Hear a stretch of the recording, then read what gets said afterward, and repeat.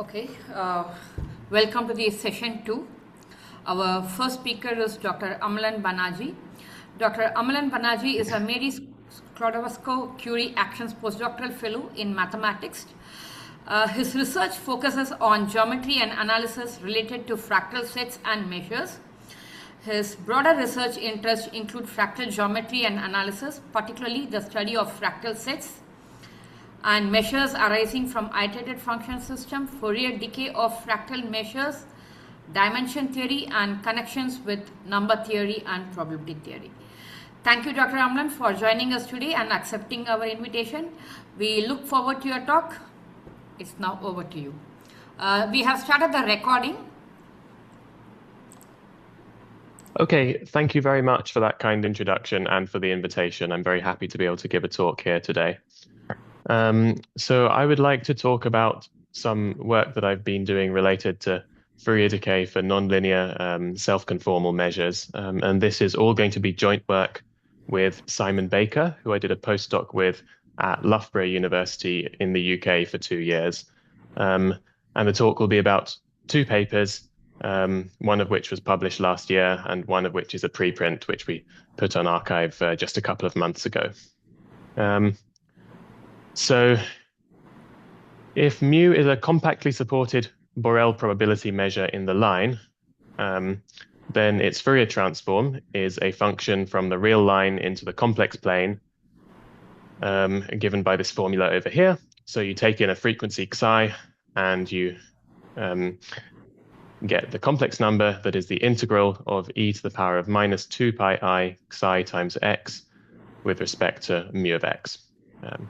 And it's also possible to ask the sorts of questions that I will be interested in higher dimensions as well. And I've done quite a bit of work with can u related to higher dimensions. But for this talk, I'm always going to assume that our measures are supported inside the real line.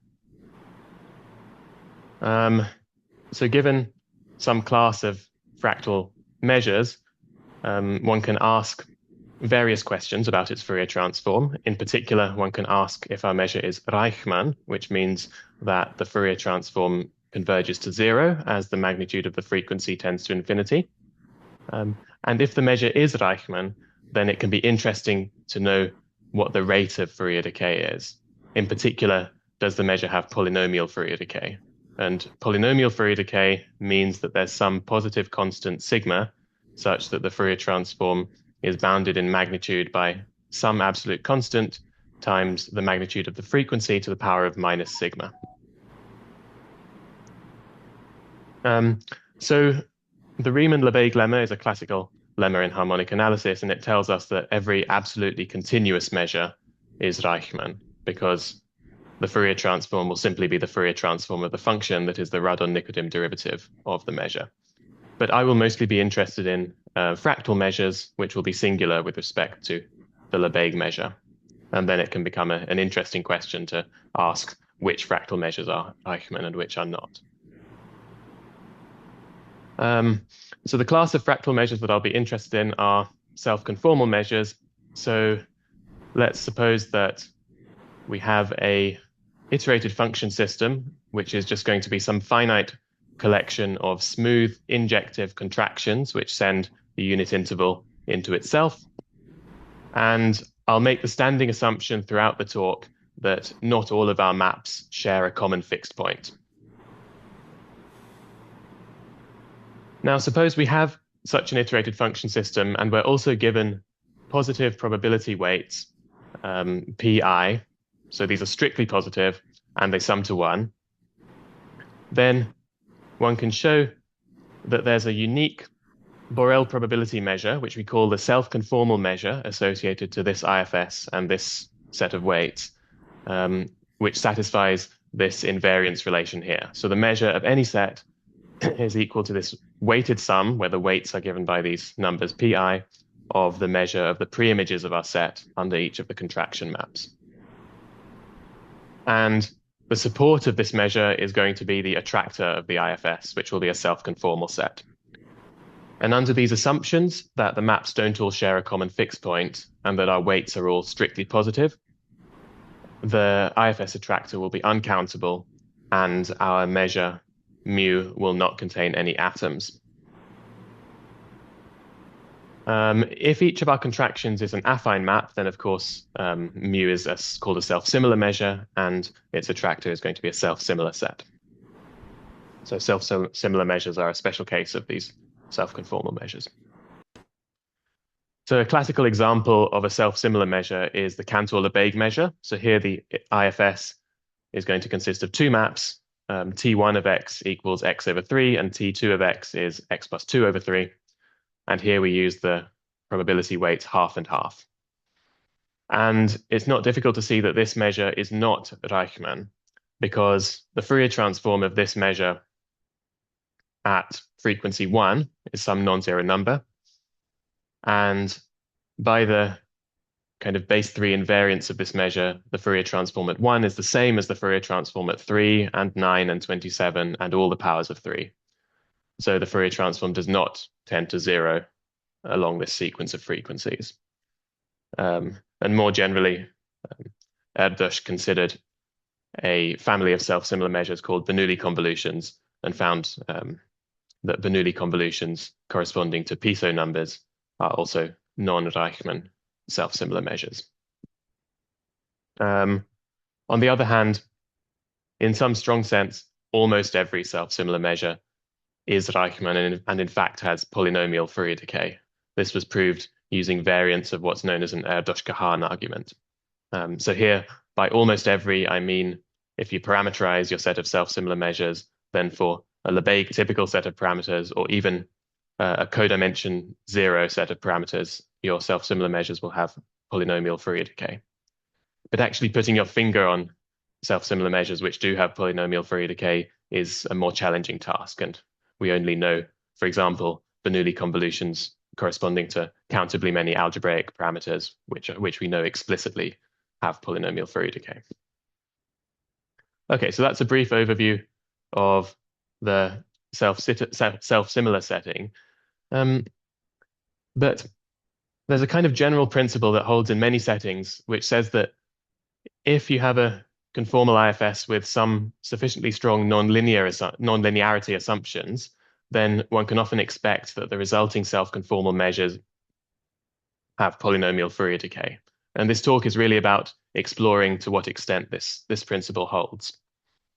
So one way that you can consider a nonlinear self-conformal measure is to take a self-similar measure like the Cantor-Lebesgue measure and push it forward by a nonlinear map, like the map which sends x to x squared. And Kaufmann in 1984 showed rather interestingly that even though the Cantor-Lebesgue measure does not have polynomial Fourier decay, if you push it forward by the map which sends x to x squared, for example, then the resulting measure does have polynomial Fourier decay. And this paper by Kaufmann was not particularly well known until it was popularized by a paper of Mosquera and Schmerkin in 2018, which also extended their result, Kaufmann's result, to nonlinear push forwards of more general self-similar measures, in particular, all homogeneous self-similar measures, which means self-similar measures which for which the contractions share the same contraction ratio. So if you push forward such a self-similar measure by a map which is twice continuously differentiable and its second derivative doesn't vanish anywhere, then the resulting measures will have polynomial Fourier decay. But this still leaves open the question about what about other self-similar measures like inhomogeneous self-similar measures, and what about other kinds of nonlinearity conditions on the push-forward maps? And now, as a result of the following theorem, we have quite a good understanding of this problem. So this was proved by myself and Simon Baker last year, and independently and simultaneously by Algom, Chang, Wu, and Wu. So if mu is any self-similar measure on 0, 1, which remember is non-atomic by assumption, and f is any function from 0, 1 to the real line, which is either real analytic and non-affine, or merely C2 regularity, but has a second derivative which is non-zero at all points in the unit interval, then we can deduce that the push-forward measure has polynomial Fourier decay. So just to emphasize, in this theorem, we don't need to assume any homogeneity or separation conditions on our self-similar measure, just that it's some self-similar measure on the line, which is not a single atom. And for most of my talk, I'm not going to go into any proofs, but if there's time at the end of my talk, I will sketch the proof of this result. Okay, so this is one way of describing nonlinear self-conformal measures by considering nonlinear images of self-similar measures. What about other kinds of self-conformal measures which are not just nonlinear perturbations of self-similar measures? So let's introduce some terminology. We say that two iterated function systems, Si and Ti, are called conjugate if there's some diffeomorphism F such that each of the maps Ti can be written in the form F composed Si composed F inverse for one of the maps Si in your other IFS. And here, by diffeomorphism F, I mean that F could lie in various different classes of regularity. So for example, we might assume that F is twice continuously differentiable, or C infinity, or real analytic, depending on what problem we're interested in. And C2 IFS, so an IFS SI of C2 contractions on the unit interval is called a linear IFS if the second derivative of each of the contraction maps vanishes at all points x in the attractor of the IFS. Now, this is not the same as being a self-similar IFS, because we only require that the second derivatives vanish in the attractor, and the second derivatives can be non-zero away from the attractor.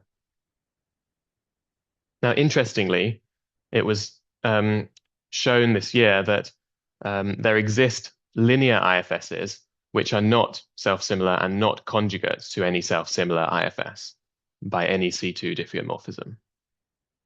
And yeah, surprisingly, the paper that proved this existence by Al-Gom and co-authors was only published this year. So these linear but not self-similar IFSs are quite a recent phenomenon. And in particular, there haven't been any papers published so far which study Fourier decay properties of self-conformal measures for such systems. So I think that it would be an interesting topic for future research to study the Fourier decay properties for self-conformal measures for such IFSs and also nonlinear perturbations of such self-conformal measures. But there has not been any work on this so far. Okay, so we've looked at self-similar IFSs, nonlinear perturbations of self-similar IFSs, and then these linear but not self-similar IFSs. How about IFSs which are not conjugate to self-similar IFSs by any C2 diffeomorphism? Well, a good example of these kinds of IFSs arise from inverse branches of the Gauss map. So let's suppose that we fix some finite set I of integers, at least 2, and we consider the IFS of maps of the form 1 over x plus b, where b runs through this finite set I. Then one can show that these IFSs are not C2 conjugate to any linear IFS, and the self-conformal measures for this IFS will be supported on sets of numbers whose continued fraction expansions lie precisely within this finite set I. So we have this connection between these IFSs and continued fraction sets. And it would be interesting, an interesting problem to study Fourier decay properties of such self-conformal measures. And in fact, there have been a whole string of works studying this problem, starting from Kaufman, then Krefelek and Ramare, and then Jordan and Salston, proving that under various assumptions, we have polynomial Fourier decay for these self-conformal measures. These results were then extended by Bourgain and Dyatlov, and then by Salston and Stevens to more general IFSs, which are not necessarily arising from the Gauss map, but they're more general self-conformal IFSs, which satisfy some nonlinearity assumptions, which guarantee that they're not smoothly conjugate to a linear IFS. And all of these papers also assume that the IFSs satisfy nice separation conditions, and then they prove polynomial Fourier decay. There was an important breakthrough in 2023 where Baker and Salston and independently Algom, Rodriguez, Hertz, and Wang proved the following result, where crucially they dropped the separation assumption. So this theorem says that if we consider a C2 IFS, so an IFS of C2 contractions on the unit interval, and we assume that this IFS satisfies a uniform non-integrability condition. So this is some nonlinearity assumption, which I'm not going to describe exactly what this means because it's quite a technical definition. But self-conformal measures for such an IFS have got to have polynomial Fourier decay. That was the main result of these papers. And they don't assume any separation assumptions here.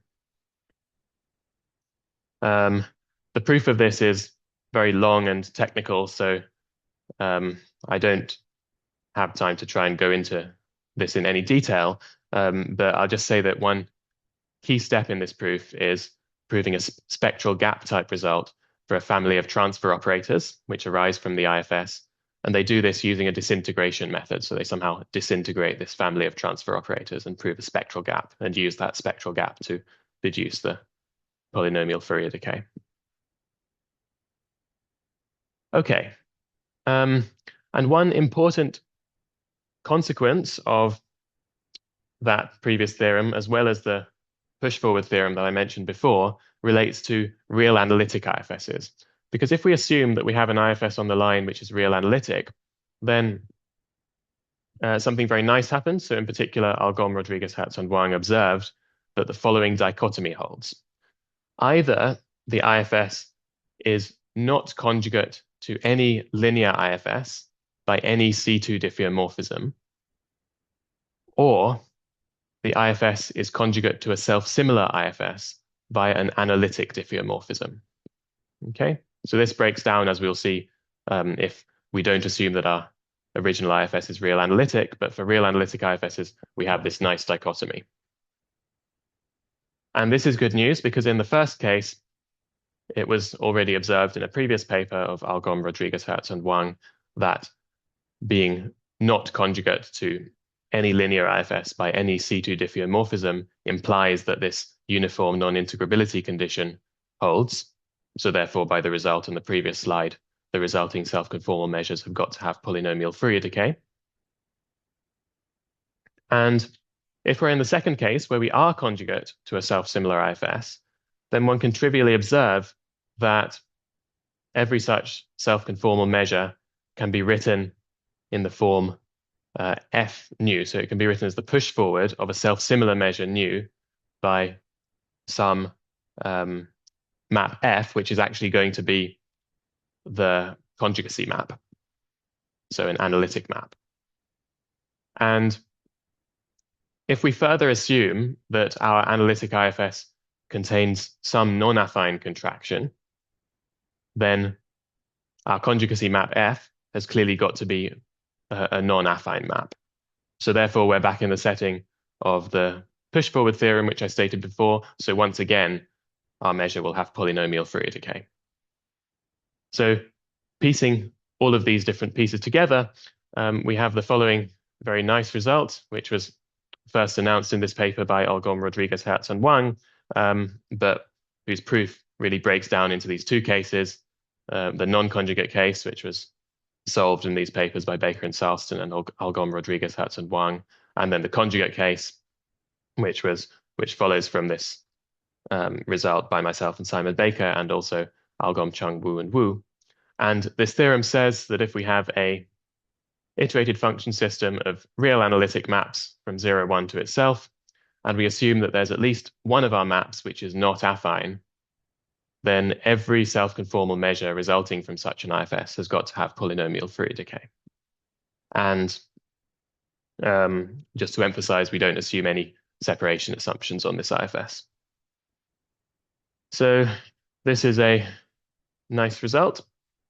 And before continuing to talk about Fourier decay of self-conformal measures, I want to take a brief interlude to describe why we might care about Fourier decay. So what are some applications of a nice theorem like this?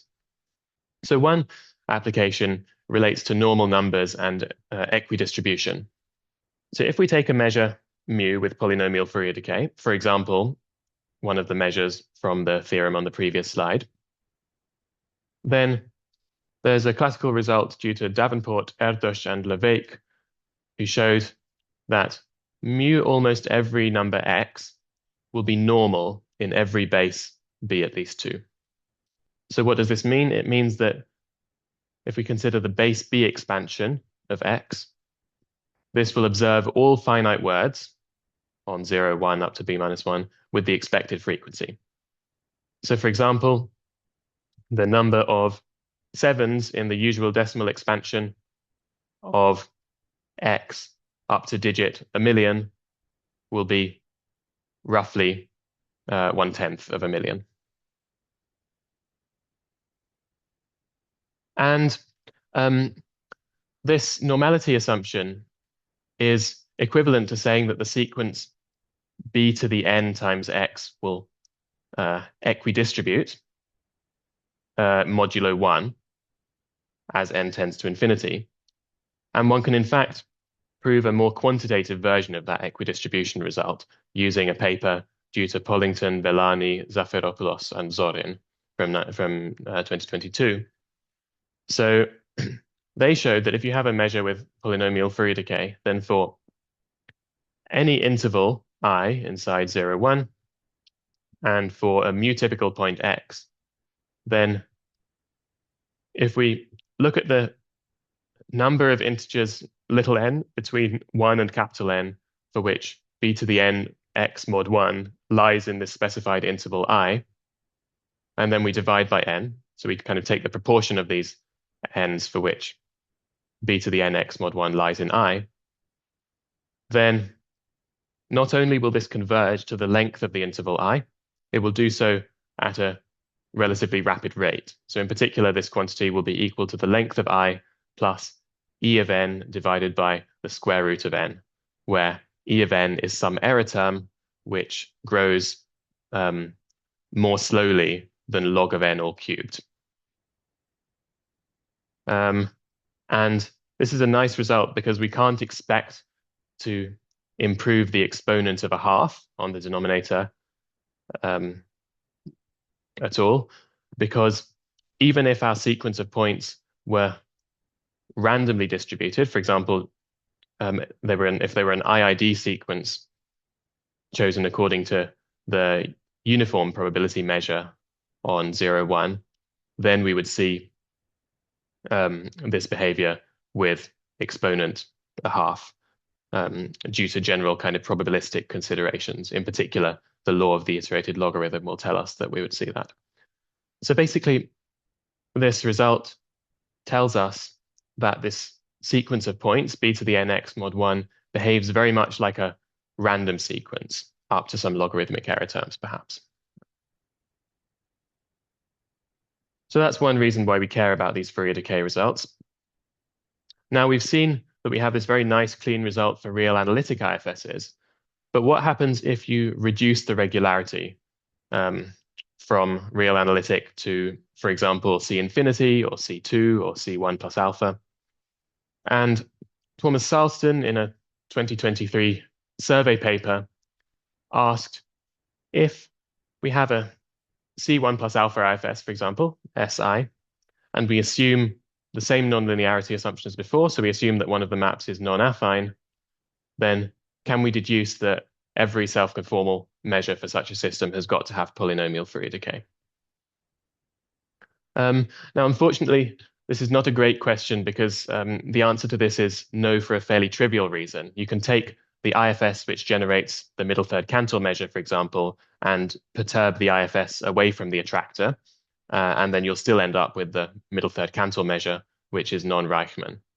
But let's assume that Salston meant to ask that we assume that at least one of the maps has non-vanishing second derivative somewhere on the attractor of the IFS. Well, it turns out that the answer to this question is still no, because of this kind of example. So let's suppose that we start with the Cantor-Lebesgue measure and we push it forward by a map whose graph, a diffeomorphism whose graph looks something like this. So that we can see that the diffeomorphism is affine on this blue segment. Then the resulting self-conformal measure will not have polynomial Fourier decay. And in fact, here's this example a bit more precisely. If nu is the Cantor-Lebesgue measure on 0, 1, so this is the self-similar measure for the IFS. T1 of x is x over 3, and T2 of x is x plus 2 over 3, with weights half and half.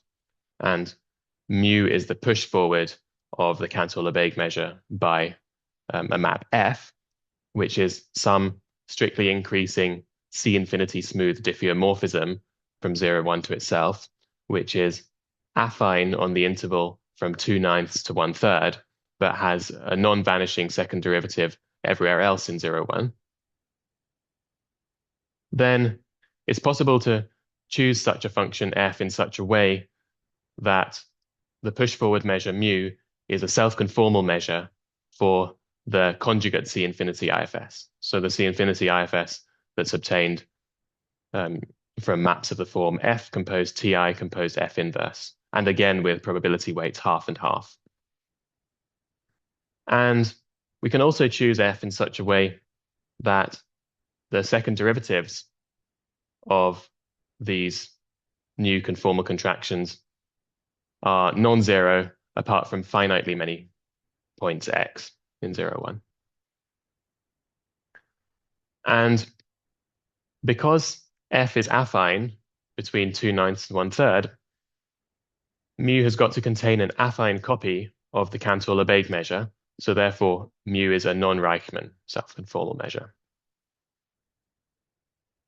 So this shows that the answer to the previous question is false. But this is a bit of a cheat example in the sense that if we look at the second iterate of this IFS, so in particular, if we look at the map S1 composed S2, then this will be an affine map. So the second derivative of S1 composed S2 will be 0 at all points x. So this suggests that we want to refine Salston's question to make some sort of nonlinearity assumption on all iterates of the IFS, not just the first level IFS. And then maybe we could hope to have some sort of polynomial Fourier decay. Okay, so let's note also that in this example, the second derivatives of these maps, S1 and S2, they are 0 at finitely many points. So they're non-zero at most places, but we do have finitely many zeros. What would happen if we assume the second derivatives of some of the maps in our IFS are 0 at all points? Well, if we assume this assumption, then one can deduce polynomial Fourier decay. So in particular, we have the following result, which says that if mu is a self-conformal measure for some C2 iterated function system, Si from 0, 1 to itself, and we assume that this IFS is C2 conjugate to a self-similar IFS, and let's assume that there exists some finite sequence I1 up to In such that if we consider the composition of the IFS maps, Si1 up to Sin, then the second derivative of this composition is non-zero at all points x, then one can conclude that mu has polynomial Fourier decay. And the idea of the reason why this is true is that because we assume such a strong nonlinearity assumption at all points x, this implies that the conjugacy map, which conjugates the IFS to a self-similar IFS, has got to have a second derivative which vanishes nowhere. Sorry, this is a typo. I meant to say that the second derivative of the conjugacy vanishes nowhere. So therefore, we can write mu as the push forward of a self-similar measure by a map whose second derivative vanishes nowhere. So therefore, by the result of myself and Simon Baker, and also Algom, Chung, Wu, and Wu, we know that the resulting self-conformal measure has got to have polynomial Fourier decay. Note that I'm making the assumption here that our self-conformal measure is conjugate to a self-similar measure. And I'm going to make this assumption basically throughout the rest of the talk, because we already know that if we're not C2 conjugate to any linear IFS, then we have polynomial Fourier decay by Baker-Salston and Argonne-Rodriguez-Hertz-Wang.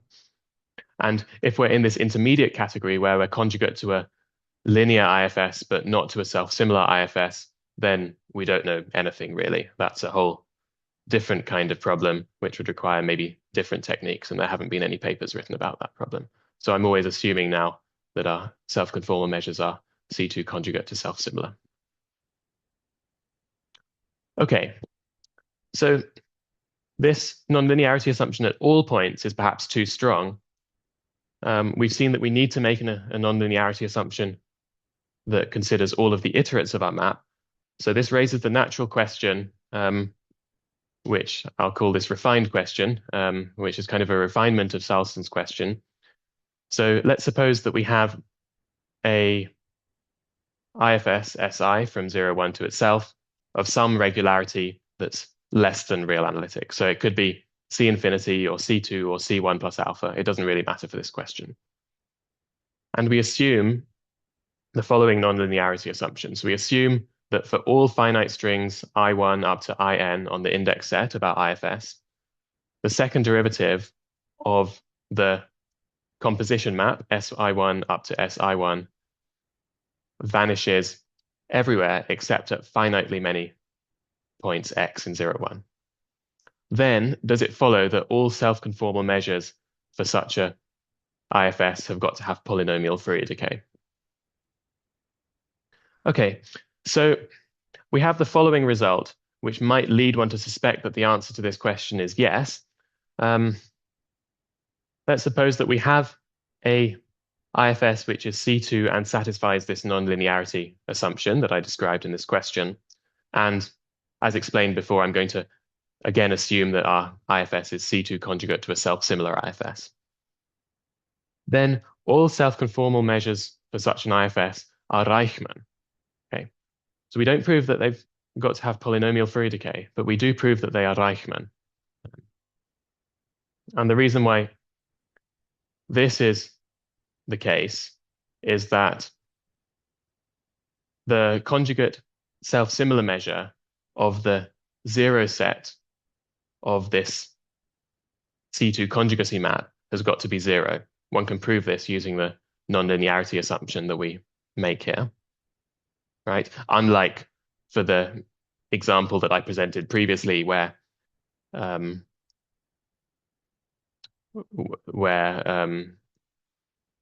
this is not the case. And therefore we can apply the push forward result that I've mentioned several times away from this set to deduce that all of the different pieces of our self-conformal measure away from the zero set of this function have got to have polynomial Fourier decay. But note that as we get closer and closer to the zero set of the conjugacy map, the zero set of the second derivative of the conjugacy map, the second derivative of the conjugacy map will get smaller and smaller. So therefore, the implicit constant in the polynomial Fourier decay that we get from this Baker, Banerjee, and Algom-Chung-Wu result, that implicit constant will get larger and larger as we move closer and closer towards the zero set. So therefore, even though each of the different pieces of the self-conformal measure will have polynomial Fourier decay, the self-conformal measure as a whole will not have polynomial Fourier decay. It will just be it will not necessarily have polynomial Fourier decay, but it will be Reichmann. Okay, so as I mentioned, this result might lead one to believe that the answer to this refined question is yes, because if the answer were no, then this would mean that there would have to be some quite subtle behavior going on, because whatever mechanism would prohibit polynomial Fourier decay would have to not be so blunt as to allow there to be non-Reichmann measures in this setting. So for example, in the setting of this refined question, at least in the conjugate to self-similar case, the self-conformal measures cannot contain affine copies of non-Reichmann self-similar measures, like we saw in the previous example. But it turns out that the answer to this refined question is no, and that this subtle behavior is indeed possible. And not only can we have smooth self-conformal measures which don't have polynomial Fourier decay, we can in fact ensure that the rate of Fourier decay is as slow as we would like. So in particular, we have the following result, which is one of the main results of this preprint, which says that given any function phi from 0 infinity to 0, 1, which decays to 0 as the frequency goes off to infinity, no matter how slowly this function phi decays, there is some C infinity self-conformal IFS SI from 0, 1 to itself, which satisfies this nonlinearity assumption. So for all I1 up to IN, the second derivative of the composition map vanishes except at finitely many points x. And there are some probability weights such that the resulting self-conformal measure mu for this IFS will satisfy this condition over here, this lim-sup condition. So this lim-sup condition says that there will be some sequence of frequencies, psi n, going off to infinity, such that along this sequence of frequencies, the Fourier transform of mu decays more slowly than this function phi. So phi was arbitrary. We then constructed this IFS depending on phi, and now along some sequence, the Fourier transform decays more slowly than phi. Okay. So a few remarks about this theorem. The IFS that we construct is conjugate to a self-similar IFS by a C infinity diffeomorphism, in fact. So by our previous theorem, we know that this measure mu has got to be Reichmann. So its Fourier transform does decay, but it just decays very, very slowly. And the second remark is you may be wondering why we have this lim-sup condition here. Can we do better than that? For example, can we replace the lim-sup by a lim-inf? And it turns out that this is not possible for the following reason. Self-conformal measures like this are Frostmann measures. So they have some positive Frostmann exponent. And one can use the existence of a positive Frostmann exponent to deduce that exists some positive number sigma and some sequence of frequencies, psi1, psi2, etc., tending to infinity, such that along this sequence of frequencies, we do have polynomial Fourier decay with this exponent sigma. So along some sequence of frequencies, we have polynomial Fourier decay. Along some other sequence of frequencies, we don't have polynomial Fourier decay. We have very, very slow decay, in fact, but the measure is Reichmann. Okay, so what's an example of how we can construct a measure with very slow Fourier decay?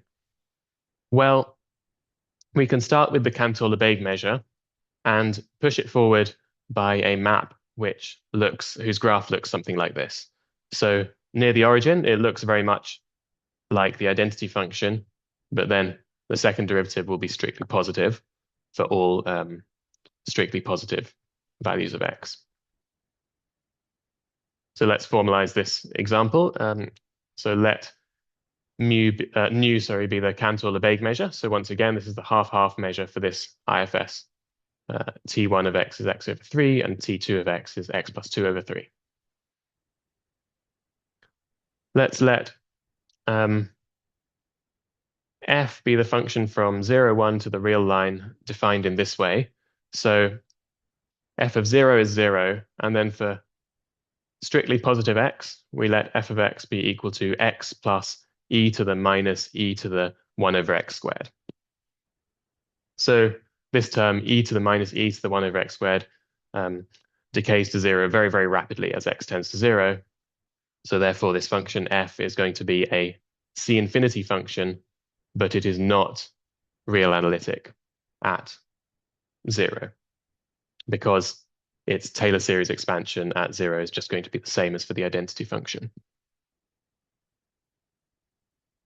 And then the measure mu that we are interested in is going to be the push forward of nu by f. And it turns out that this will be a self-conformal measure for the conjugate C infinity IFS. So this is the IFS S1, S2, given by F composed T1 composed F inverse and F composed T2 composed F inverse. And moreover, one can show that this will satisfy the nonlinearity assumption. So for all I1 up to In in 1, 2, the second derivative of the composition map will be non-zero except at finitely many points. And moreover, the resulting measure will have very slow Fourier decay. And in fact, in this case, with this particular example of the function f, the rate of decay will be at least as slow as 1 over log psi along some sequence of frequencies psi tending to infinity. So certainly much slower than polynomial Fourier decay. Okay, so why is this true? So what's a sketch of the proof for why this is the case?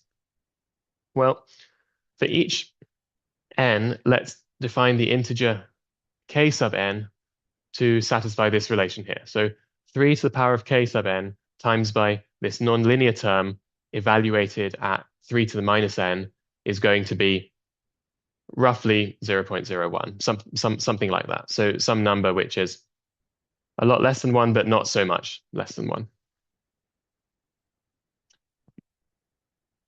Now we can write the Fourier transform of this push-forward measure at frequency 3 to the power of kn as the integral e to the minus 2 pi I 3 to the kn f of x d nu of x. That's just by the definition of the Fourier transform. And then we break up this integral into a piece between 0 and 3 to the minus n, and then another piece between 2 times 3 to the minus n and 1. And we now evaluate both of these integrals or estimate both of these integrals separately. So the first integral between 0 and 3 to the minus n, well, because our function f looks very much like the identity function on this range, the integral over this range will look very much like the Cantor-Lebesgue measure of this integral. Sorry, the Cantor-Lebesgue measure of this interval from 0 to 3 to the minus n times by the Fourier transform of the Cantor-Lebesgue measure at some integer power of 3. And we know that the Fourier transform of the Cantor-Lebesgue measure does not tend to 0 along powers of 3. So this is going to be approximately this measure of this interval, which is just 2 to the minus n. Okay. The other integral is a little more challenging to estimate. So we can use methods from the previous result with Simon Baker that I've mentioned a few times to show that if we consider some family f of C2 maps from 0, 1 into the real line whose second derivative is non-zero everywhere for each of these maps and at all points in between 0 and 1. And if we moreover assume that for all functions f in this family, the sup norm of the first and second derivatives are uniformly bounded, then we can deduce that there's some positive number sigma, depending only on the family but not on the particular function f, such that for all functions f in this family, the push forward of nu by f has polynomial Fourier decay with exponent sigma, and where the implicit constant is going to be some universal constant times by the reciprocal of the minimum of the second derivative of f between 0 and 1. So this is a way of controlling the multiplicative constants very precisely for a family of push-forward maps. And this is very useful because this allows us to estimate this second integral so it will be estimated by 2 to the minus n, which is the measure of each piece of our self-similar measure of length 3 to the minus n, times by the sum over all pieces except the leftmost piece, which intersects 0. So all other pieces of the Fourier transform of each of these other pieces at frequency 3 to the power of kn. And now, because the second derivative of f decays to 0 so rapidly, we know we can use a lower bound on the second derivative of this function f at all points which are at least as large as 2 times 3 to the minus n, and then apply this result from the previous line.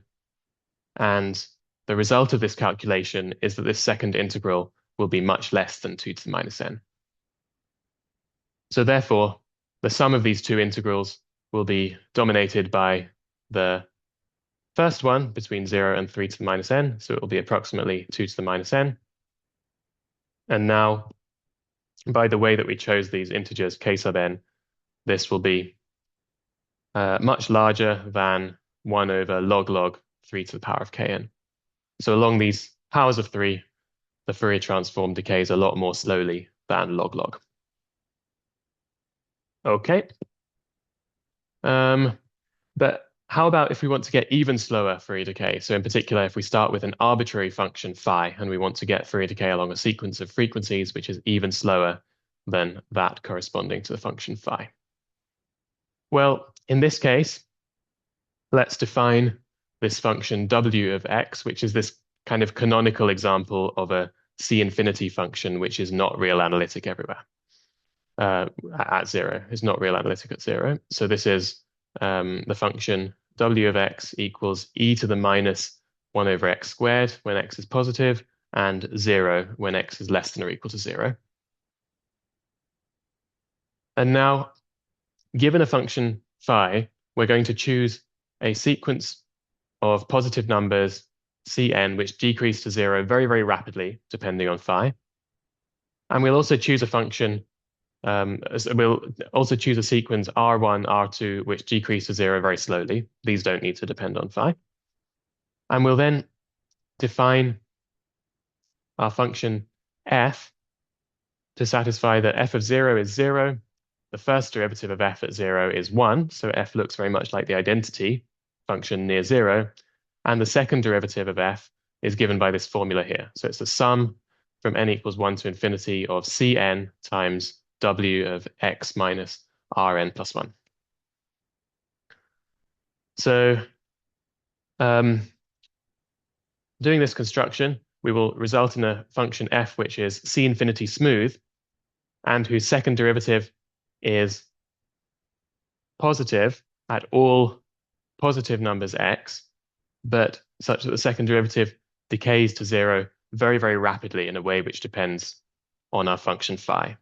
And in particular, we can choose our constant Cn in such a way that the second derivative at Rn plus 1 is much, much smaller than the second derivative of f at Rn for all n.